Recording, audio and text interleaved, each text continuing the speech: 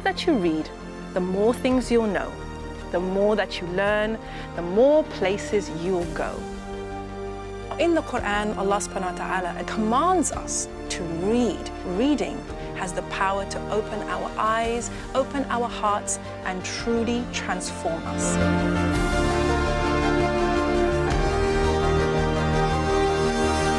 Bismillah, assalamu alaikum wa rahmatullahi wa barakatuh. Welcome to the Muslim Bookshelf.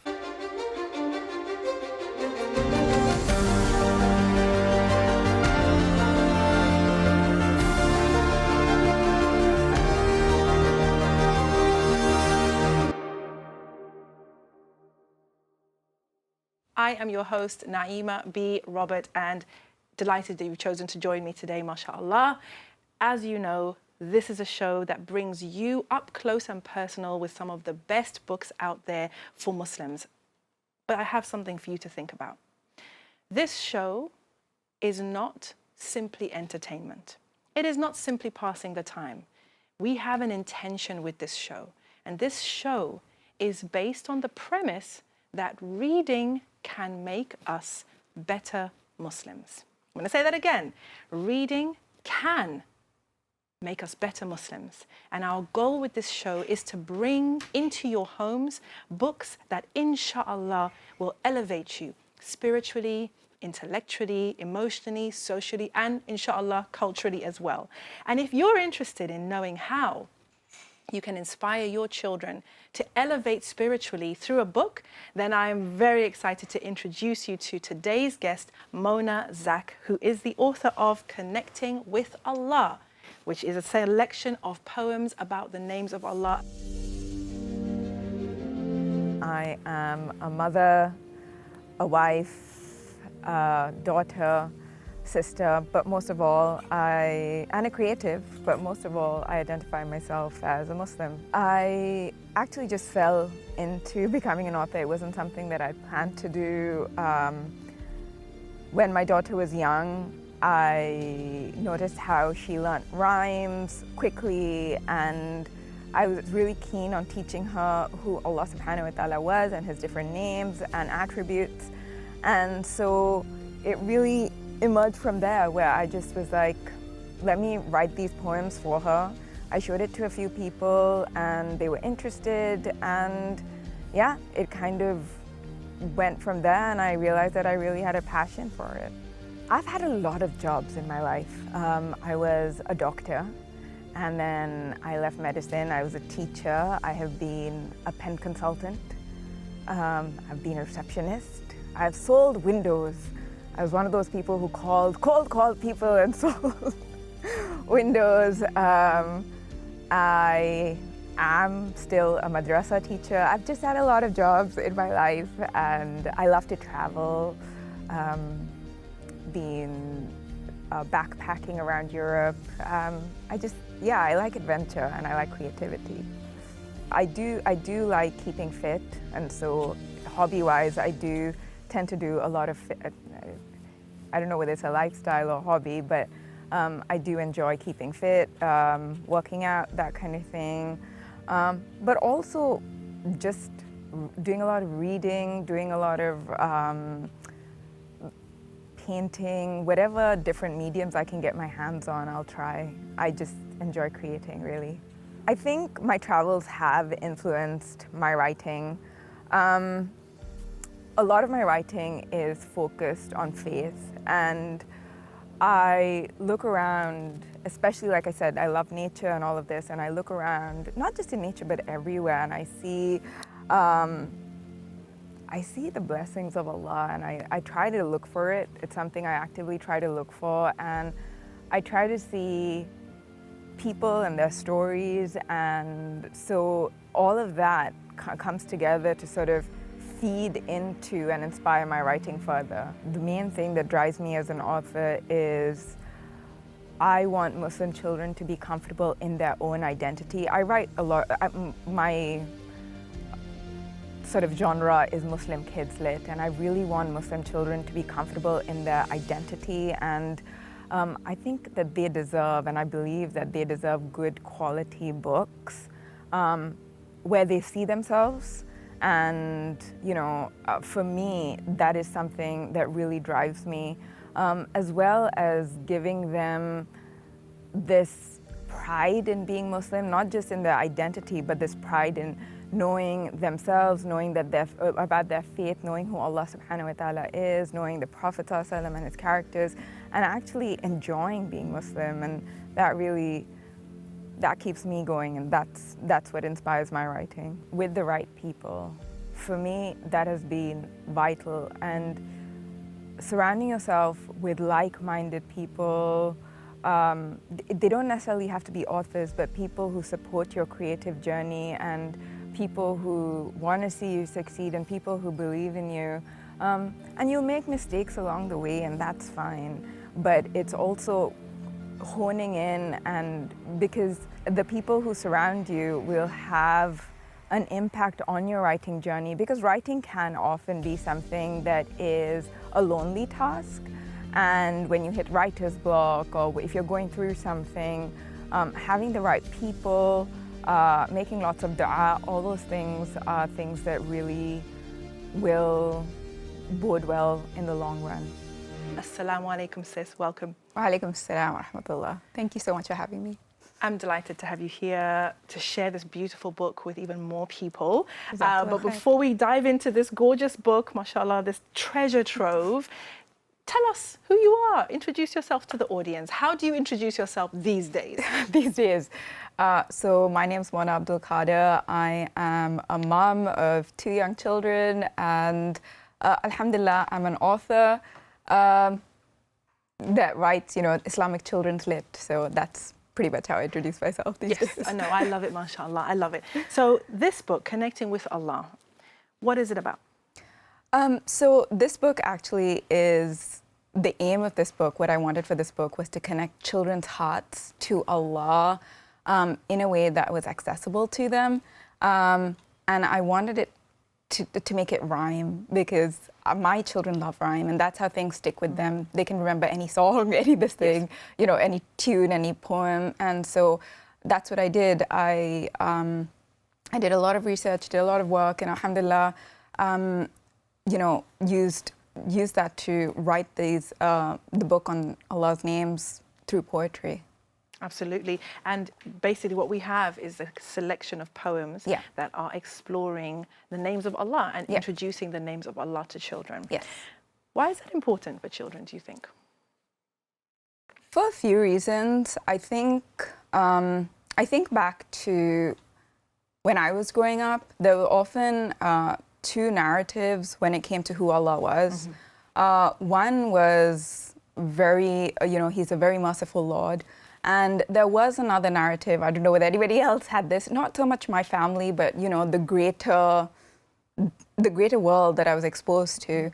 There were a lot of do's and don'ts, and, you know, you have to do things a certain way, and if you don't, certain things will happen and things like that. Certain things will happen? What is this? So the anger. For something? Like, what are we talking about here? We're talking about, like, so a lot of Allah's anger was brought up, you know, that kind of thing. And as in Allah will punish you? Punish or you, you'll go to yes, hell, exactly. If you don't follow the rules, if you don't do this, that kind of thing.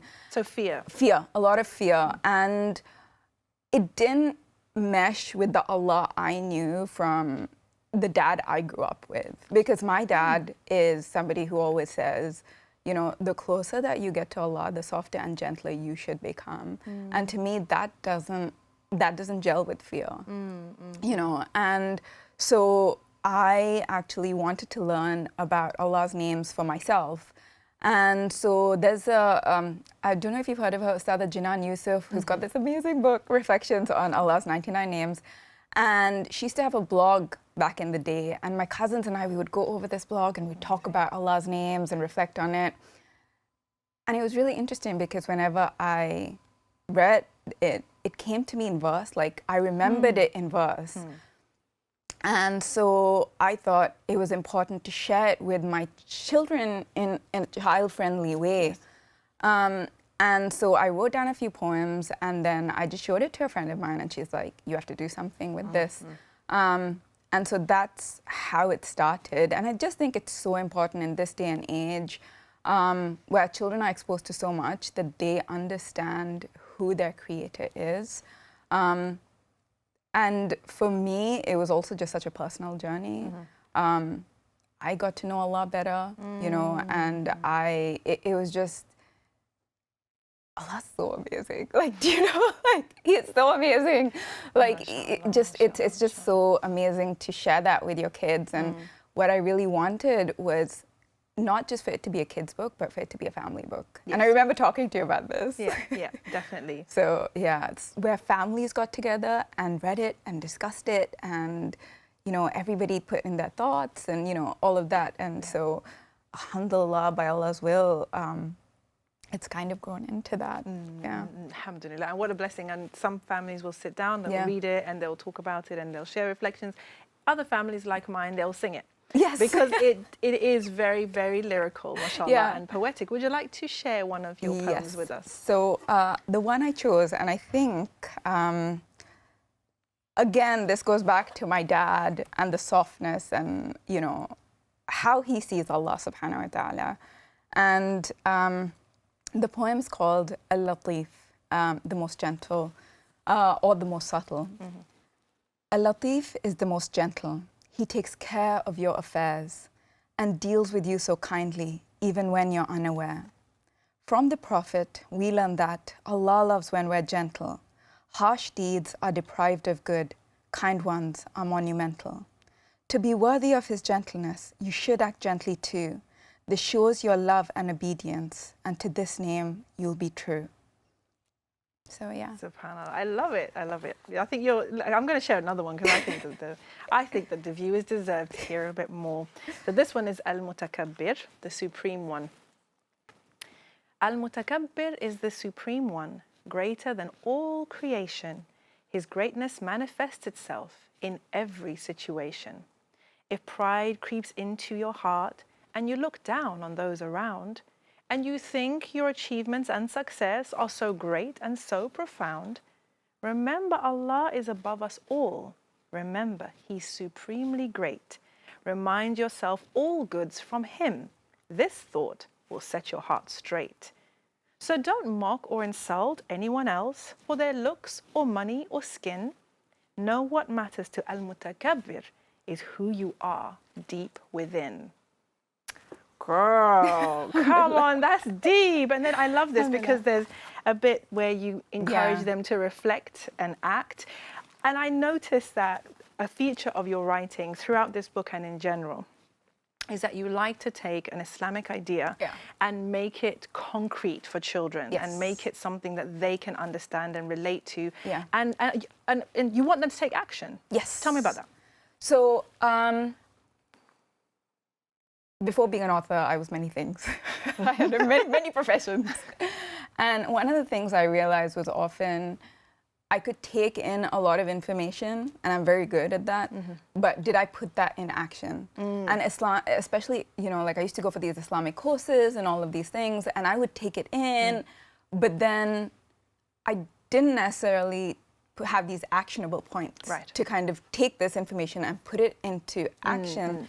And one of the things, I remember discussing this with you actually, and you know, we were talking about this during the journey of writing the book, was how are we going to engage children with the names? And for me, one thing that has always worked is conversation with my children. When we start sharing ideas and we talk about things, it sticks in their head better. They remember it for longer, and even if they forget it now, along the way, they'll remember the conversation. And so for me, that was so important, to have questions, to have reflection points, and then to ask Allah using His names. So in a lot of the reflection points, you know, there's make a dua using this name, right? Like, and I've even put place in the book where people can write their duas. Now, a lot of people are like, I don't want to write in the book. I'm like, feel free, you can write in the book. It's a beautiful book. I can imagine people not wanting to write it. But yeah, I do want my children to use the names of Allah when they're asking dua, you know. And the other thing really about the book, when I think about it, is Allah is as we think of Him. And I wanted children to see, because one of the things I realized while writing the book was anything that Allah has allowed is for our benefit, and anything that He's not allowed is for our protection. And so, yeah, it's just one of those things where I wanted people to just, how do you think of Allah? Like, even if the names, like, you know, Ar-Raqib, the watchful, like, it sounds like, oh, He's watching me all the time, but really, if it's out of, when you think about it in a different way, and when you look into the name in depth, it's more this soft kind of like watching over you, you know, like like a wakil. Like, yeah, exactly. And so it's one of those things where it just, I want people to think of Allah, and that my favorite name is Al-Latif, like the most gentle, like that's how, you know, there's a softness to it, there's a, I don't know, there's a kindness, there's just something very soft about it. And so I want people to look in the book and see Allah, you know, in the ways that He describes Himself, you know. So, no, I love that. And you've got it broken up in the sections: loving Allah, knowing Allah, asking Allah, and finally blooming with Allah's names, right? So I'd like to share this one with the audience, and then let's look at the reflection and action points from it. This one is Al-Mu'min, the source of faith. Al-Mu'min is the source of faith. His promises are true. If you ask Him and act righteously, He'll give strong faith to you. As humans, we have weaknesses and long for security. It's through pure faith in Allah our hearts are gifted sincerity. If you say your Lord's Allah and act upon that statement, the angels will say, don't grieve or fear, as Jannah's your final placement. So then you ask them to consider, what does Allah as the source of faith mean to them?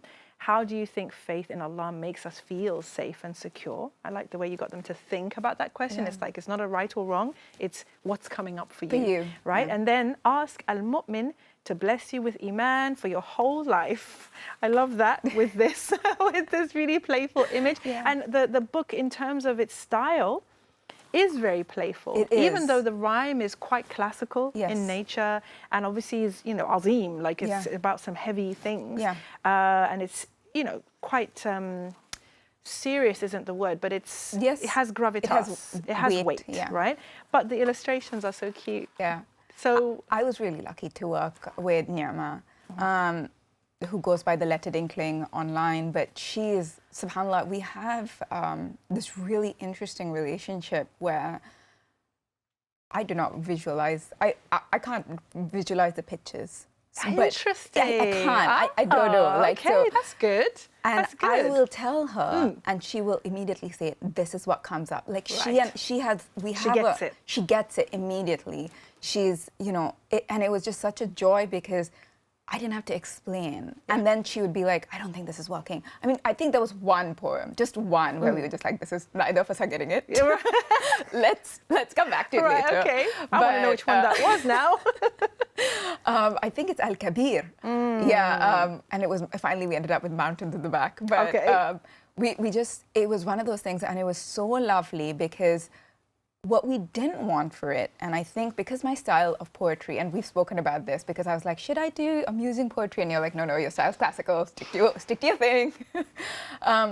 But I think what we didn't want was a book that then stayed on a shelf. That feels too kind of formal and classical, like a book that you need to kind of treat with. I know what you mean. I know what you mean by that. So we wanted something where, for instance, my kids are, you know, even if they're just looking through the pictures, sometimes my son just looks at the pictures. Yeah, my daughter that's did fine. that too. Yeah, my daughter was doing that too. And I love that. It's because I feel like even when a child, and that's actually one of the first stages of reading, right, for children, is just turning through books. Like, you know, picture books, it's just playing with books. And I love that they're just engaging with the color and everything, and slowly it'll come, you know? They'll engage with it enough and it'll come, inshallah. But I did want to make this a book for children, for families, you know. And so it had to, for me, it had to be colorful and it had to be, you know, interesting. And I'm very lucky in that I have two very opinionated children. So they will tell you if it's not working. They tell me about the poems as well. My daughter will just be like, do you expect a 6-year-old to understand that? And I'm like, oh my gosh. Like, sorry. You need to have these honest critics in your family, subhanAllah. And so how many poems are in the book? So there are 77 names covered. I think it's covered in 50 it's been a while now. 50 poems, I think. So 50 or so. Because you grouped two, some of yes, them. like Ar-Rahman, Ar-Rahim. Right. You know, quite a few have two names together. Did you struggle with any of the names? Or were there any that you did. chose to just say, you know what, I will leave this one maybe for another project? I think the two names that I actually struggled with are, and I'll tell you, is remember it's al-Zahir and al-Batin. And part of the reason, so it's the uppermost one and the intimate one. It's described in so many places in so many different ways. Oh. And so, you know, the niya, and so it became one of those things where I was like, there's a lot of information. Right, right. How am I going to condense this information? And simplify it. Without leaving out important things. And then there reached a point where I kind of had to tell myself, look, Allah's names are so deep. I can't. Like, I had to have that conversation with myself. I cannot put everything in here. Yeah. You know, it's a poem. It's like, exactly. How many stanzas? Poem. Where are we going to do? What are we going to do with this? So, what I did was I stuck then to Ustad Janan's work, and I, stuck to all, and all the poems have are based on, hadith from, and I didn't, to the best of my knowledge, there's no weak hadith in there. So I've tried to use, because there's proofs, isn't there? There's proofs. I've got all the pages proofs, where correct, you've got the references. The references and everything throughout the whole book. I've put in the references. I've put in the verses. It's from the Quran. It's from the hadith. And so I then took the main points that I could, and I put. But that poem, I think, it took me a long time. Normally, by Allah's will, if I'm reading the research, it just, and again, this is a gift from Allah. I take zero credit from it. It's just something I've always been able to do, where things come to me. I'll read it, and then the rhyme just pops. Yes. Right? Yeah. Like, so it just comes to me.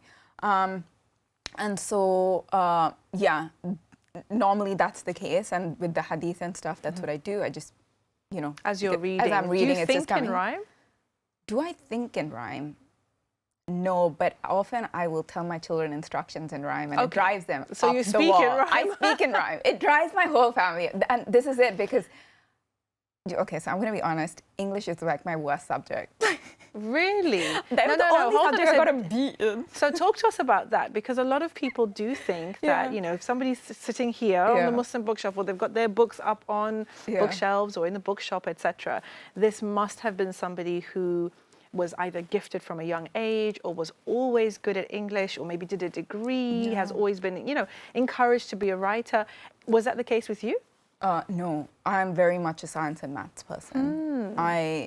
Give me a maths book and I'm happy. Wow. You know what I mean? It makes sense. There are steps. There's an answer. You know what I mean? It's good. English felt very vast to me. But, so my grandfather was one of the first English-speaking headmasters in Sri Lanka, Muslim ones. Right. And in our family, I'm talking about people born in the 1920s.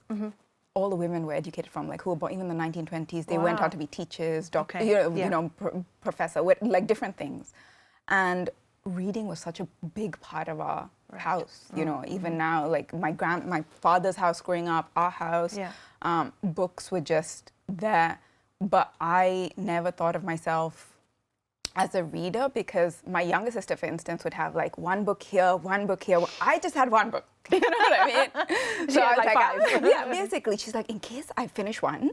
And I'm like, Oh, okay. wow. So I never really, I read a lot, but compared to the other people in my family. I think it's, you know what it's like in families where everybody has a role to play. There's the sciencey one, there's the artistic one, the writery one, the one who nobody really knows where to put them. Okay. But so I didn't really... so you didn't feel like that was No, I didn't feel like that was my my thing. But what I did always do, and it, like I said, it used to, my sister's like, why are you doing this? I would just make songs up. I would make songs up about my mom's food. I would make ditties up about, you know, my sisters. That resonates. I can see that through your work, for sure. That makes a lot of sense because that's the type of writing that you do, mashallah. So it was just one of those things. And what was interesting is, even though my sisters were like, oh my God, are we doing this again? And I'm like, yes, we are. They would remember it. And I'm like, okay, this is a great way for people to remember this. You know, it sticks. So yeah, but alhamdulillah, it was...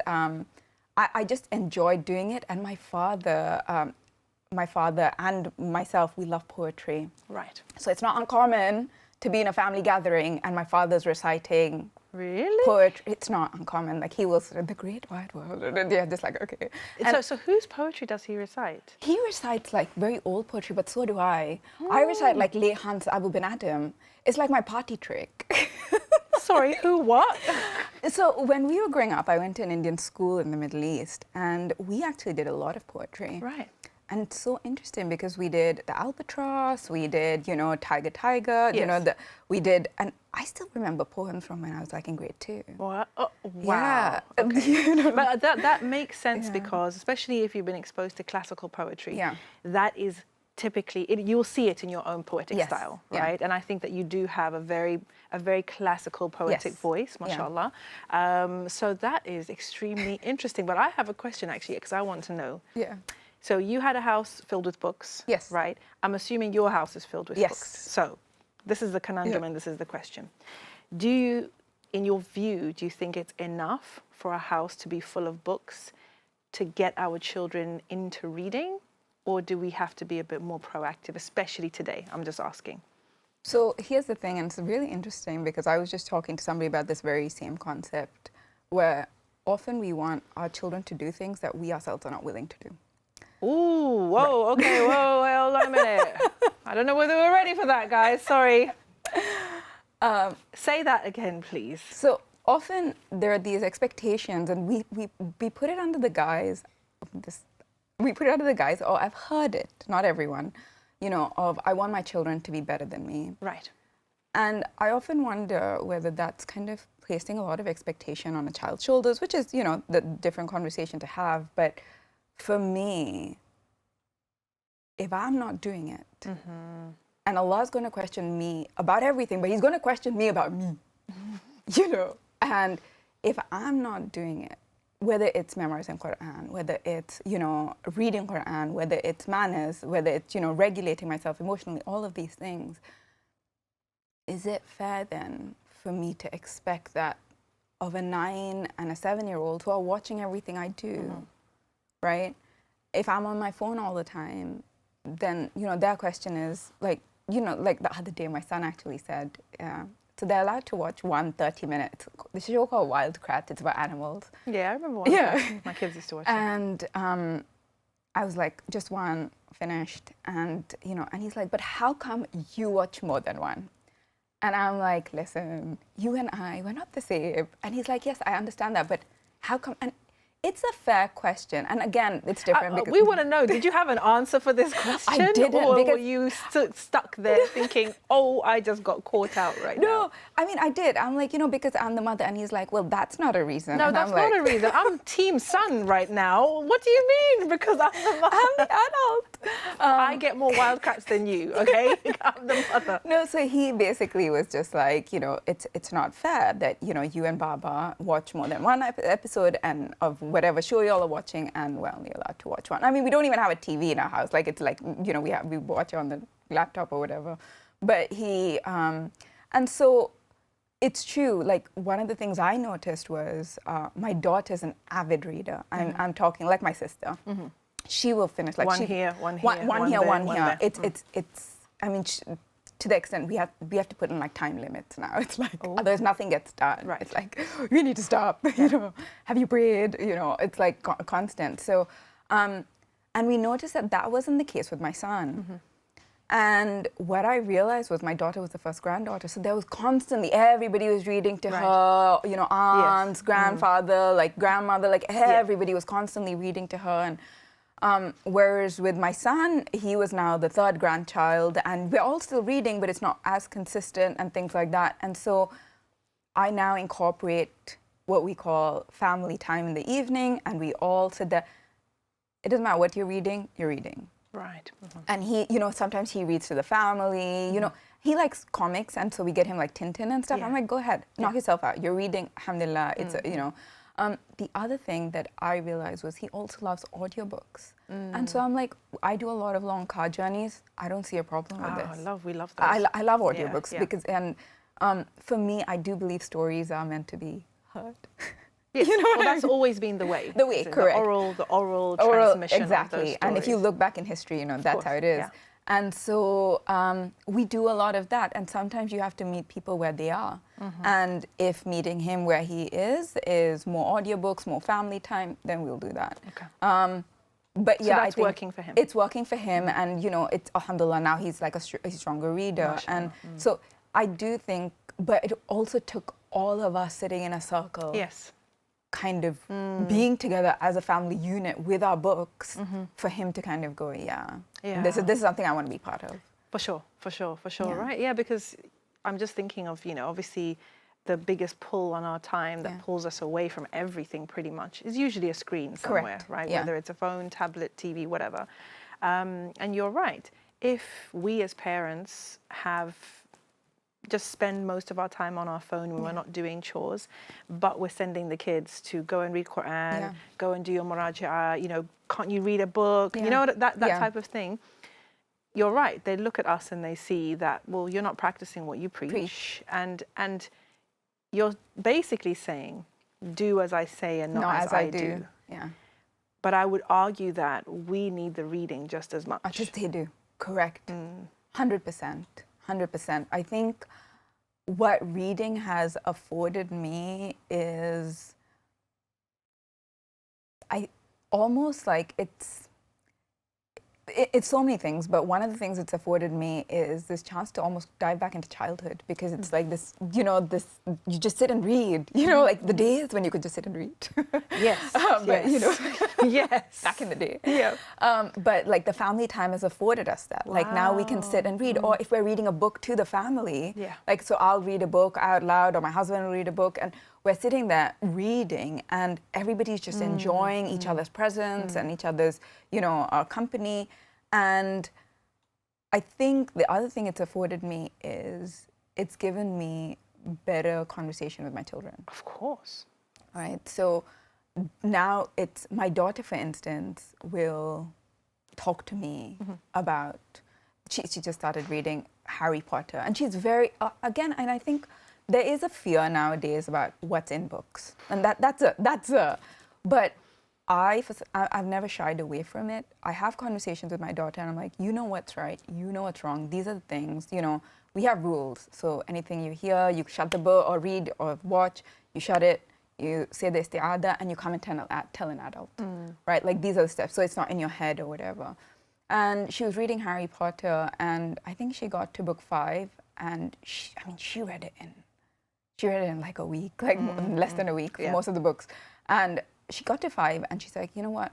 I think that from here on, these ones need to be when I'm older. And really? Yeah. So she came, and even though she was desperate to read it, she's like, I think there's some stuff here. Have you read the Harry Potter series? I have. Was she right? There's like some boy girl, you know, they start like, you know, having feelings. Okay. So then she basically was like, this is not. Okay. And very mature approach. Alhamdulillah. And I think, you know, may Allah preserve her. Again, each child is different. I don't know whether my son would do the same. You know, it's not me. It's like what Allah gives you, right? Yes, exactly. You know, it's a gift from Allah. But it's one of those things where I have spoken to them. I said, this is what, I don't shy away from these topics with them, and I say this, that. But I think that is also a lot of fear. So I understand where parents are coming from when they're like, I can't just go to the library. I don't just go to the library. I'll be honest, because my library has like a whole, like a whole area. So, we have to do a lot of research and all of these. And now, alhamdulillah, there are things that are helping people. Yes. But I think reading is, unlike film, I don't know, have you ever watched a movie of a book that you've read? Yes. And I don't know how you felt about it. Like, how did you feel about it? It depends. Okay. Right? I think it very much depends. I mean, the two are very different mediums, right? Yeah. So they will explore a story in different ways. I just think it's a different skill set. Correct. I just think enjoying a film and enjoying a book are two different skill sets, exactly. right? And I think it's almost unfair to compare them, right? I think the one thing, though, for me is my imagination of Harry Potter, for instance, was completely different. No, the film was not good. No. Sorry, we have to end there. Okay. No, but definitely. So I think like in terms of, I always prefer reading a book first. Yes. So I have my own idea. You have your own experience of the book before you have another person's experience. Correct. Because that's what the film is, isn't it? The director and the actors and even the screenwriter have their own experience of the book and their own perspective, mashallah. Listen, sis, we want to know what is up next. Obviously, we have a journal here, gratitude journal, mashallah. But what's up next for you, and how can people connect with you? So what's up next? You got a few little irons in the fire at the moment. There is one project I'm working on for the NHS, alhamdulillah. Inshallah. So inshallah, information about that will slowly come out. But the bigger project that I'm working on with you as well is a book on character for Muslim children based on the character of the Prophet sallallahu, and I'm really excited about that. That's something I've been thinking about doing for a long time. I didn't know how to get it down. And then when we connected, I was like, how do I get this? And we went back and forth, and alhamdulillah, there's a format now that I'm quite excited about. And I'm really looking forward to having that book out there. And again, as with connecting with Allah, subhanallah, when you do these things, it impacts you yourself. Like when you're reading about the character of the Prophet, sallallahu, like subhanallah, it just, you're just blown away. It's transformative, and I hope it is for other people too. Inshallah. Well, I can't wait to see the impact that this book and all your other books are going to have, inshallah. And as always, our dua is that your books end up on Muslim shelves everywhere. Ya Rab, make it happen. Jazakallah khairan, sis. Jazakallah khairan. Thank you so much for having me. For more books for Muslim families, check out our weekly reading list. A Picnic of Poems in Allah's Green Garden by Dawood Wansby. Like the Prophet series by Maoun Uddin Khan. Islamic Seerah books for Muslim kids series by R.S. Khan.